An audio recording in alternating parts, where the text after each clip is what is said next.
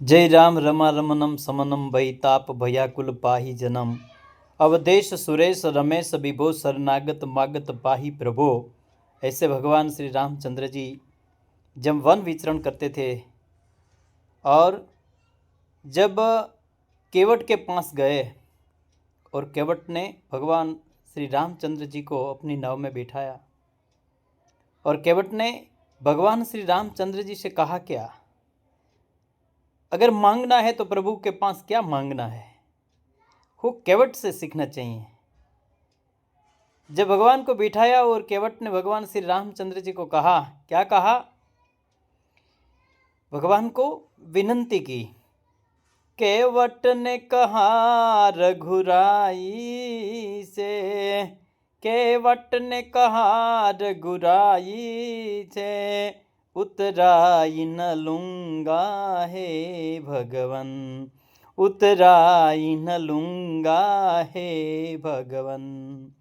मैं नदी नाल का केवट हूँ, हे रघुवीर, हे रामचंद्र जी, कि मैं नदी नाल का केवट हूँ, आप भव सागर के मालिक हो। मैं तो सिर्फ है नदी नाव का केवट हूँ, आप तो समग्र संसार के मालिक हो। कि मैं नदी नाल का केवट हूँ, मैं नदी नाल का केवट हूँ, आप संसार सागर के मालिक हो, आप भव सागर के मालिक हो।